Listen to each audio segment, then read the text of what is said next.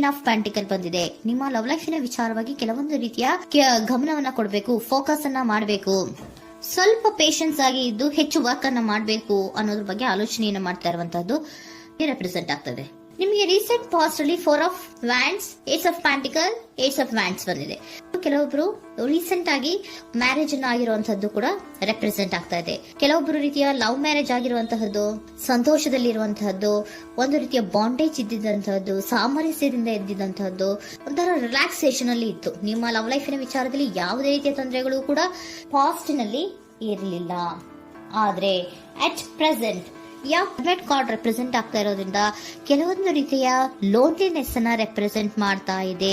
ಈ ಹಿಂದೆ ನಿಮ್ಗೆ ಯಾವುದೇ ರೀತಿಯ ತೊಂದರೆಗಳು ಇರಲಿಲ್ಲ, ಬಟ್ ಆದ್ರೆ ಅಟ್ ಪ್ರೆಸೆಂಟಿನಲ್ಲಿ ಯಾಕೋ ನೀವು ಲೋನ್ಲಿನೆಸ್ ಅನ್ನ ರೆಪ್ರೆಸೆಂಟ್ ಮಾಡ್ತಾ ಇದೆ.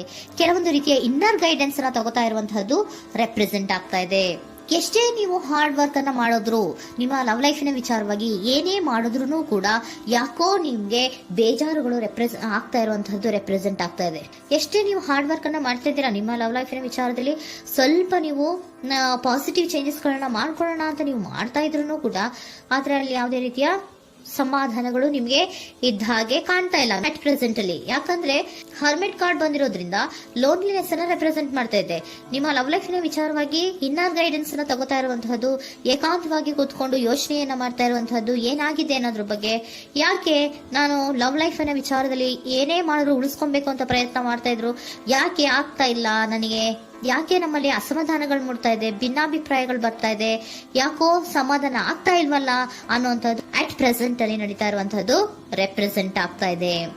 ಬೇಜಾರಿನಲ್ಲಿರುವಂತಹದ್ದು, ಸಮಾಧಾನ ಇಲ್ಲದೆ ಇರುವಂತಹದ್ದು, ಇನ್ನರ್ ಗೈಡೆನ್ಸ್ ಅನ್ನ ಕೇಳ್ಕೊತಾ ಇರುವಂತಹದ್ದು, ಏನಾಗಿದೆ ಅನ್ನೋದ್ರ ಬಗ್ಗೆ ನಿಮ್ಮನ್ನ ನೀವೇ ಪ್ರಶ್ನೆಯನ್ನ ಮಾಡ್ಕೊಂತಾ ಇರುವಂತಹದ್ದು ಅಥವಾ ಆತ್ಮಾವಲೋಕನೆಯನ್ನ ಮಾಡ್ತಾ ಇರುವಂತಹದ್ದು ಅಟ್ ಪ್ರೆಸೆಂಟ್ ಅಲ್ಲಿ ರೆಪ್ರೆಸೆಂಟ್ ಆಗ್ತಾ ಇದೆ.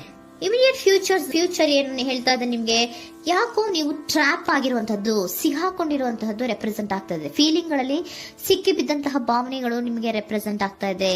ಯಾಕಂದ್ರೆ ಏನ್ ಮಾಡ್ಬೇಕು ಗೊತ್ತಾಗ್ತಿಲ್ಲ, ಹೇಗ್ ಮಾಡ್ಬೇಕು ಗೊತ್ತಾಗ್ತಿಲ್ಲ, ಹೇಗ್ ಮುಂದಕ್ಕೆ ಇಡಬೇಕು ಗೊತ್ತಾಗ್ತಿಲ್ಲ.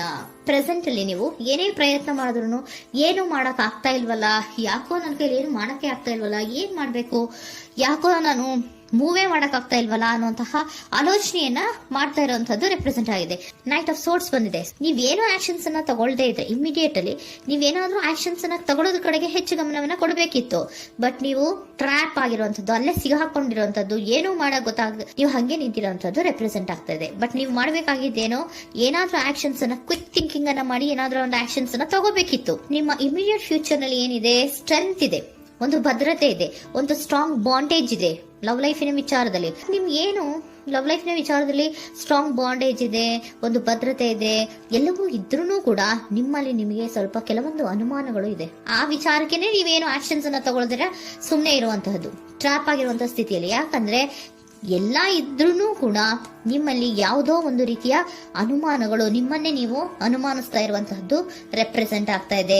ಏನಾದ್ರೂ ಆಕ್ಷನ್ಸ್ ಅನ್ನ ತಗೋಬೇಕು, ಒಂದು ಸ್ಟ್ರಾಂಗ್ ಬಾಂಡೇಜ್ ರೆಡಿ ಆಗ್ಬೇಕಂದ್ರೆ ಇಮಿಡಿಯೇಟ್ ಫ್ಯೂಚರ್ ನಲ್ಲಿ ಏನಾದ್ರೂ ನಾನು ಒಂದು ಸ್ಟ್ರಾಂಗ್ ಆಕ್ಷನ್ ಏನಾದ್ರೂ ಮಾಡಬೇಕು ಅನ್ನುವಂತಹ ಆಲೋಚನೆಯನ್ನ ನೀವು ಮಾಡಬೇಕಾಗತ್ತೆ. ಆತರ ಮಾಡಿ ನೀವು ಇಮಿಡಿಯೇಟ್ ಫ್ಯೂಚರ್ ನಲ್ಲಿ ಕೆಲವೊಂದು ರೀತಿಯ ಕಮ್ಯುನಿಕೇಶನ್ ಗಳನ್ನ ಮಾಡುವಂತದ್ದು ರೆಪ್ರೆಸೆಂಟ್ ಆಗ್ತಾ ಇದೆ. ಒಂದು ಸ್ಟ್ರಾಂಗ್ ಬಾಂಡೇಜ್ ಇರಬೇಕು.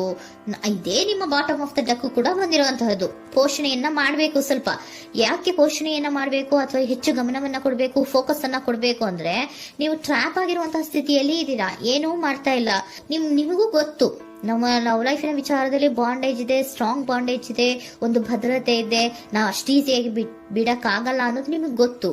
ಆದ್ರೆ ನೀವು ಏನಾಗಿದ್ದೀರಾ, ಟ್ರ್ಯಾಪ್ ಆಗಿದ್ದೀರಾ, ಯಾವುದೇ ರೀತಿಯ ಆಕ್ಷನ್ಸ್ ಅನ್ನ ತಗೋತಾ ಇಲ್ಲ. ಸೊ ಯಾವಾಗ ನೀವು ಆಕ್ಷನ್ ಅನ್ನು ತಗೊಳ್ಳೋ ಕಡೆಗೆ ಹೆಚ್ಚು ಗಮನವನ್ನ ಕೊಡ್ತೀರೋ ಅಲ್ಲಿ ಒಂದು ರೀತಿಯ ಸ್ಟ್ರಾಂಗ್ ಬಾಂಡೇಜ್ ಅನ್ನ ಬರುವಂತದ್ದು. ಆಗ ನೀವು ಕರೆಕ್ಟ್ ಆಗಿ ಕಮ್ಯುನಿಕೇಶನ್ಸ್ ಅನ್ನ ಮಾಡಕ್ಕೆ ಸಾಧ್ಯ ಆಗೋದು.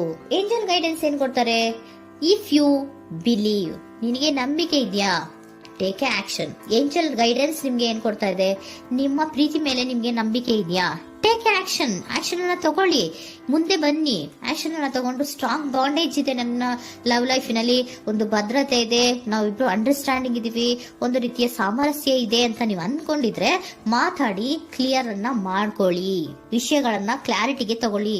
ಯಾವಾಗ ನಿಮ್ಮಲ್ಲಿ ನಿಮಗೆ ನಂಬಿಕೆ ಇದ್ರೆ, ಇಫ್ ಯು ಬಿಲೀವ್, ನಿಮ್ಮನ್ನ ನೀವು ನಂಬಿದ್ರೆ ನೀವೇನ್ ಮಾಡ್ಬೇಕು, ಟೇಕ್ ಆಕ್ಷನ್ಸ್ ಅನ್ನ ತಗೊಂಡು ಮುಂದೆ ಬರ್ಬೇಕು ಅನ್ನುವಂತಹದ್ದು ಏಂಜಲ್ ಗೈಡೆನ್ಸ್ ನಿಮ್ಗೆ ಕೊಡ್ತಾ ಇರುವಂತಹದ್ದು.